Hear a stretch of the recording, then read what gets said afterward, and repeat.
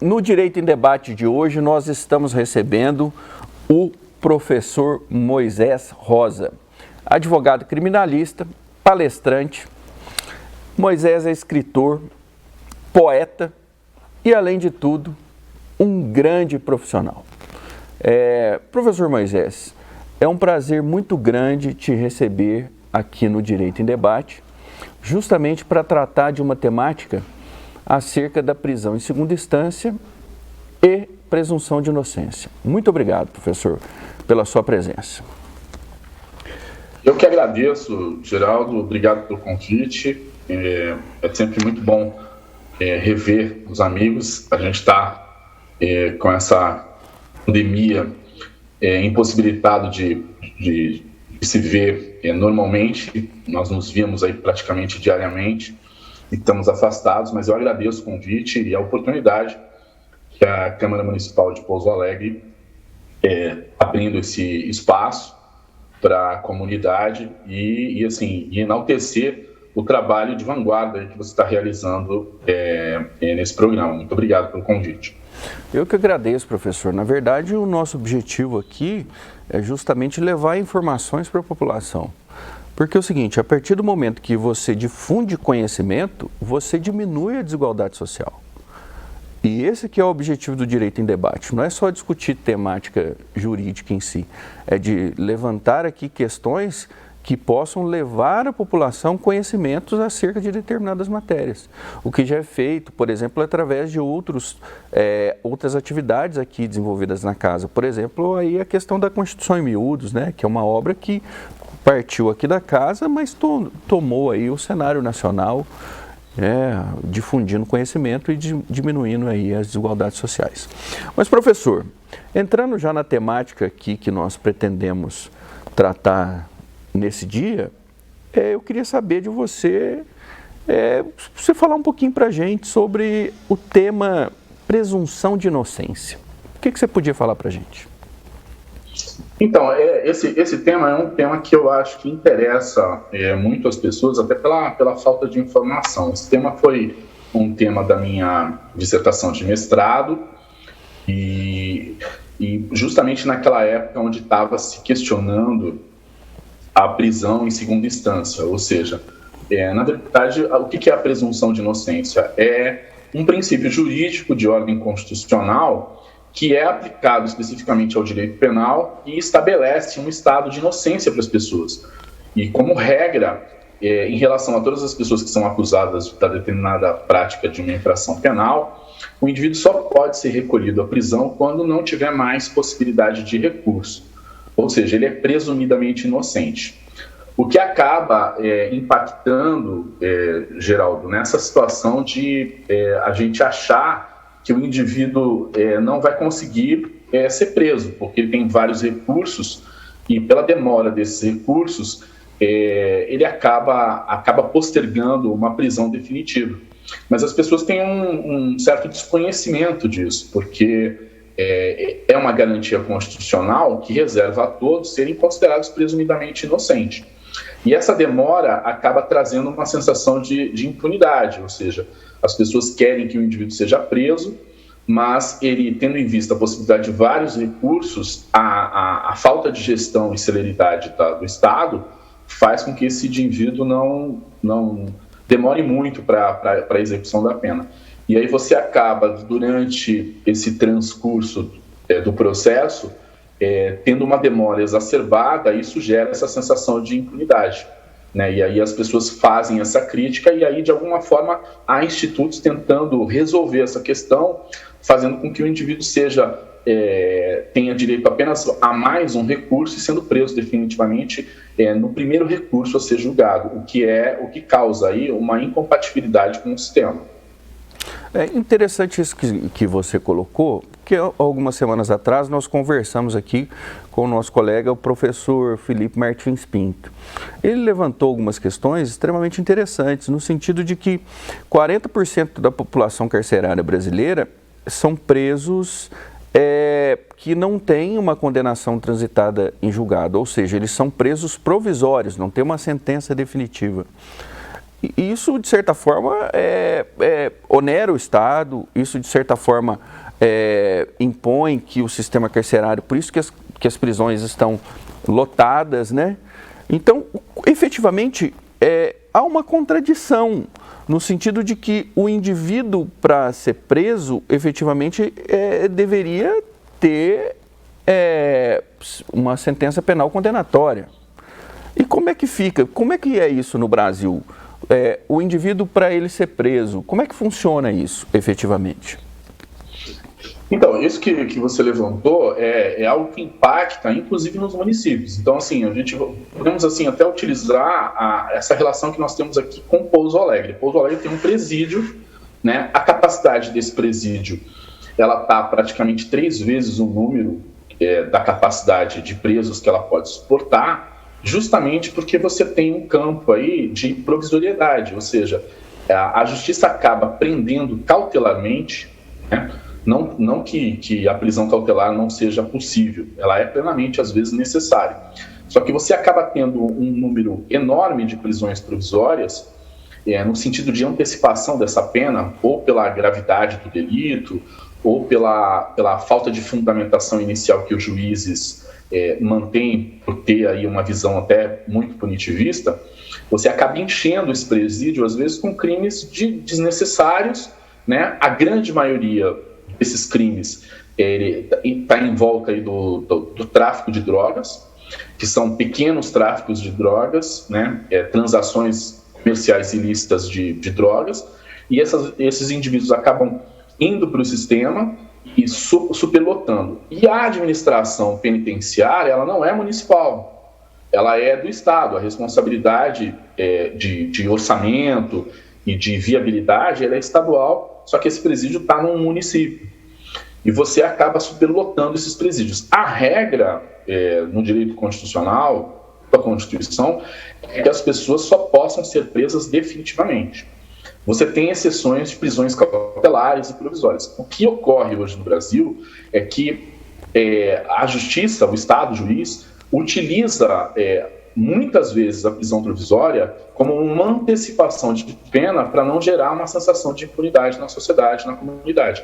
O que acarreta uma implosão do sistema. O sistema não suporta esse tipo de postura, porque você não tem uma gestão nem penitenciária, você não tem uma gestão de política pública, nem no município, nem no estado, nem de âmbito federal, o que acaba trazendo um sistema que não tem condição de receber esse preso. E mais do que isso, eu acho, que é o maior problema. Você não tem condições em nenhuma política de recuperação dessas pessoas que entram no sistema e saem. Então, você tem além da implosão, você tem um retorno dessas pessoas ao sistema prisional.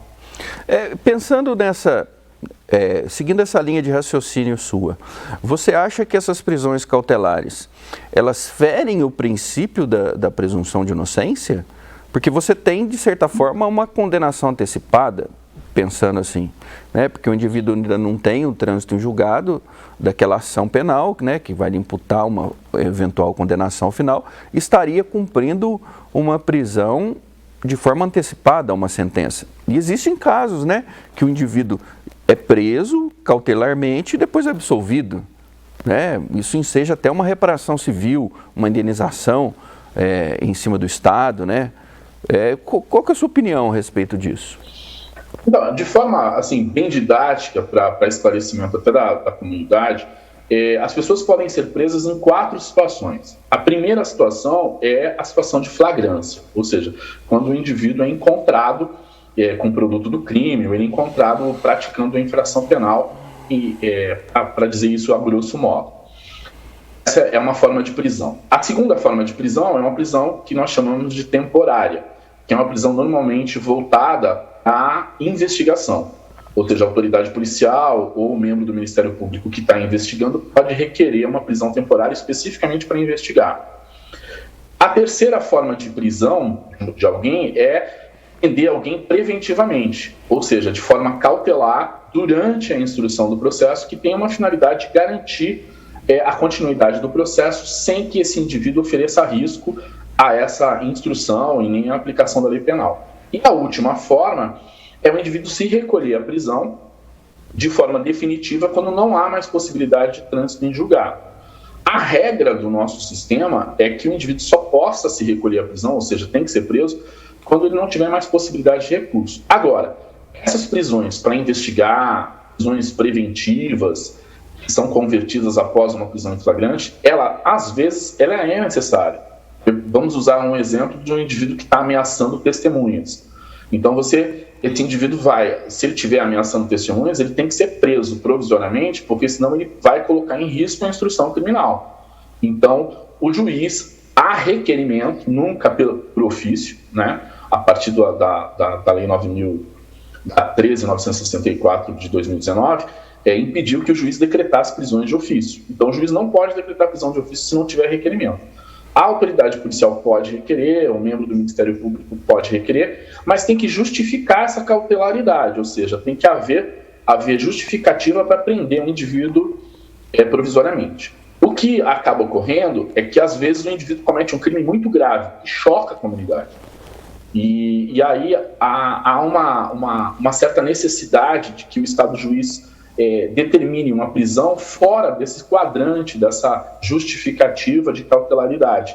E aí os advogados, os defensores públicos acabam entrando com habeas corpus, com medidas que esse indivíduo responda ao processo de liberdade, que é a regra. Mas as prisões cautelares, elas não ferem a presunção de inocência, porque a justificativa e a finalidade é simplesmente preservar a instrução processual ou fazer com que o indivíduo seja investigado antes, e a soltura dele, a manutenção dele em liberdade, pode ocasionar um prejuízo ou para a investigação ou para o processo.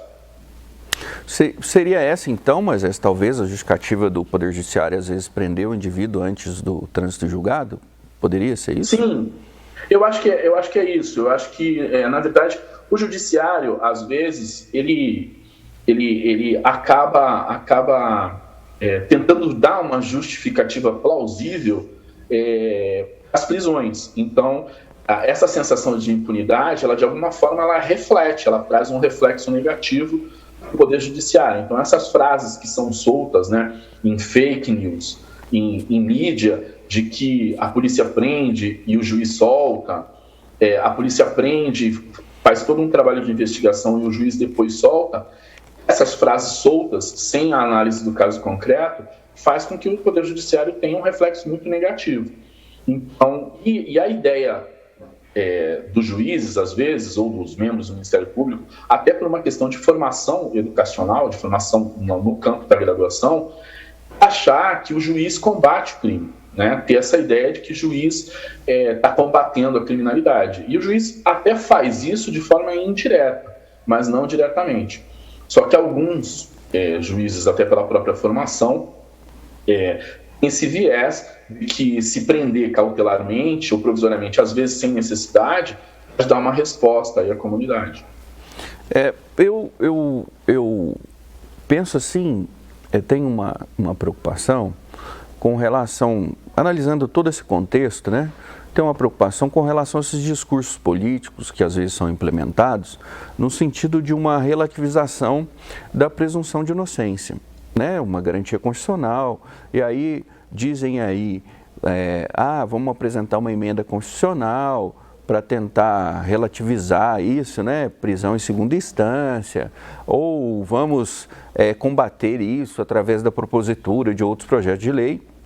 Na sua opinião, como você enxerga esses discursos políticos que tratam de uma forma assim rasa a questão da presunção de inocência, principalmente por se tratar de uma cláusula pétrea? Eu acho que você foi cirúrgico, foi perfeito. Na verdade, é um discurso raso, né? É óbvio que direito não é política e política não é direito. Mas a influência política, ela quer gerar uma resposta imediata à sociedade. Então, quando acontece um crime de grande repercussão, a política ela entra no percurso para tentar dar uma resposta à comunidade, passar uma sensação de que o parlamento age de alguma forma em benefício da sociedade. Mas, assim, se a gente analisar isso de maneira profunda, qualquer tipo de punibilidade ou de sistema punitivo que vai exacerbar ou colocar as pessoas dentro do cárcere, ela precisa ser pensada não de forma no calor de um crime de repercussão. Porque, por exemplo, se eu determino legalmente um crime, ou seja, se eu descrevo um crime, uma conduta criminosa, e insiro isso dentro do Código Penal, eu tenho um orçamento para prever, porque mais pessoas vão ao cárcere por aquela tipificação. Então, eu não posso só inserir isso no ordenamento jurídico. Se eu relativizo uma cláusula pétrea, uma garantia constitucional, e faço com que as pessoas, a partir da segunda instância, possam ser presas, eu também tenho aí um desgaste orçamentário, um desgaste de implosão nas prisões. Então, essa é uma falta de planejamento que quer dar uma resposta que não é possível.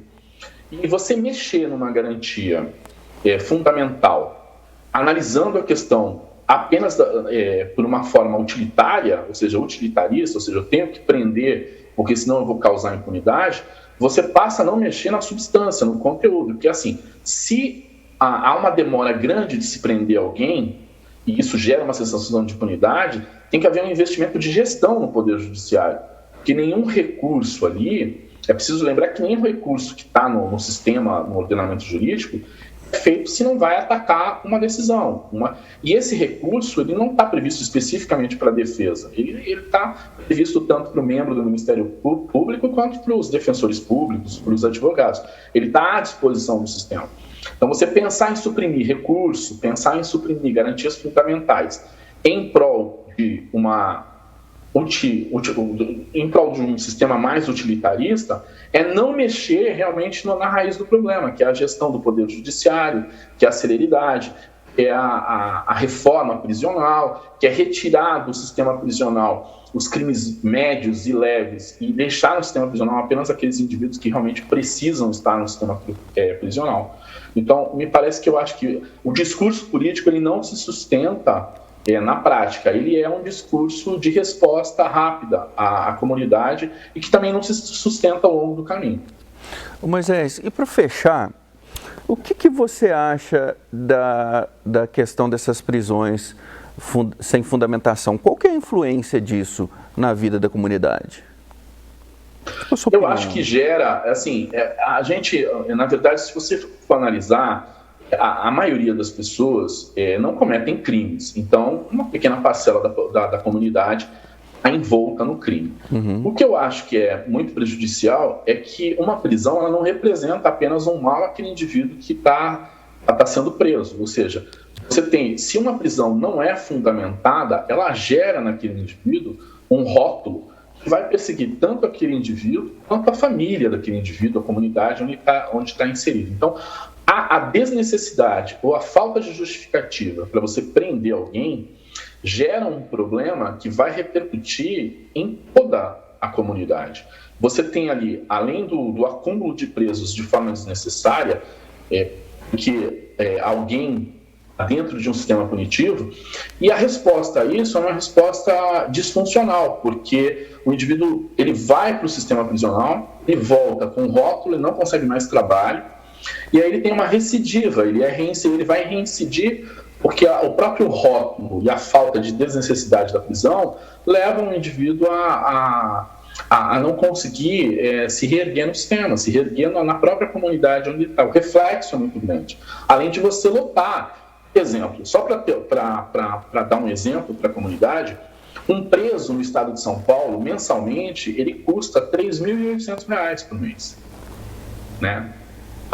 Cada preso, ele custa isso, ele tem um custo de R$ 3.800. Então, se você prende alguém num pequeno tráfico de drogas ali, onde há uma dúvida entre uso de entorpecentes, que não tem penalização, embora seja crime, e um tráfico de drogas, se você não analisar esse caso de forma detalhada e profunda, você vai encaminhar alguém para o sistema, vai onerar o sistema, porque ele vai representar quase R$4.000 por mês em matéria de funcionários que vão cuidar, uniforme, alimentação, cama. Além disso, quando ele sai com o rótulo de traficante, ele não consegue mais. Então, é preciso que o sistema repense isso, que a cada indivíduo que a gente põe dentro do sistema, você onera o próprio cidadão. Né? O cidadão está pagando para aquele indivíduo que está lá na prisão, às vezes, de forma desnecessária, porque o juiz decidiu, porque o Ministério Público decidiu, que tem um viés mais punitivista, não analisar o caso de forma concreta. E aí está aí ainda o reflexo político disso, porque prender por prender só vai onerar o Estado. Quando você elabora uma lei que você presume que mais pessoas vão ser presas por isso, essas pessoas não estão preocupadas com o orçamento do sistema prisional, elas só estão preocupadas em guardar esse indivíduo e mais nada, ou seja, você não vai ressocializar, você não vai pagar esses custos que o indivíduo tem. Então eu acho que a falta de fundamentação para a prisão, ela tem um reflexo muito mais sério, muito mais grave. Não, e aí é interessante, né, voltando tudo que nós falamos lá no começo. Se você tem 40% da população carcerária como preso provisório, se você for analisar o custo disso, isso poderia ser revertido em campanhas contra a criminalidade ou em incentivos em determinadas comunidades, né, outras formas de combater o crime do que manter o indivíduo preso onerando o próprio sistema, né? Justamente. Ainda mais numa época onde nós estamos, por exemplo, nós estamos vivendo uma pandemia, né? Uma pandemia global. Se você tem aí 40% provisoriamente e muitos desses indivíduos, não que não seja justificável, muitas vezes a manutenção do indivíduo é justificável no sistema. Agora, existem situações em que se você consegue tirar uma pequena parcela, você, além de não onerar, você não vai ter aglomeração, você não vai ter, porque a gente conhece o sistema, né? O sistema prisional é um sistema que você não consegue, na verdade, saber o que acontece ali dentro das galerias, dentro dos raios, né? Existe todo um mundo completamente diferente, que a gente acha que a gente conhece, mas não é. É um mundo que a sociedade procura virar as costas para isso. Não que aquelas pessoas ali as pessoas sejam boas, né? Se cometeram um crime, devem responder por ele. Mas existem formas políticas, eu acho, que podem amenizar essa situação, diminuir essa sensação sem esse ranço de impunidade que a gente acha que todo mundo que está lá tem que permanecer até de forma eterna. Então, você inserir um indivíduo no sistema, você resolveu um problema. Na verdade, você cria muito mais problemas do que você resolve, eu acho. Principalmente com relação aos indivíduos que são primários, né? Que estariam ali e tal. Professor, infelizmente o nosso tempo está acabando, mas eu gostaria já de antemão te agradecer muito, porque o debate foi extremamente rico, né? E espero que numa próxima oportunidade nós poderemos aqui novamente debater a respeito de outros assuntos, porque foi super rico e você, como sempre, muito didático, muito dinâmico. Então foi um prazer muito grande conversar com você. Nós agradecemos muito, né, você ter participado aqui conosco e estamos à sua disposição aí no que efetivamente for necessário. Ô, Geraldo, eu que agradeço, né? Agradeço aí a sua amizade, agradeço a lembrança por ter lembrado aí de mim para poder participar, e eu me coloco à disposição tanto da Câmara Municipal quanto à sua disposição para qualquer tipo de esclarecimento do evento. E eu agradeço mesmo, gratidão ao convite, e agradeço a comunidade mesmo de Pouso Alegre pela oportunidade. Obrigado. Nós que agradecemos. O programa Direito e Debate fica por aqui. Voltamos na próxima semana. Grande abraço.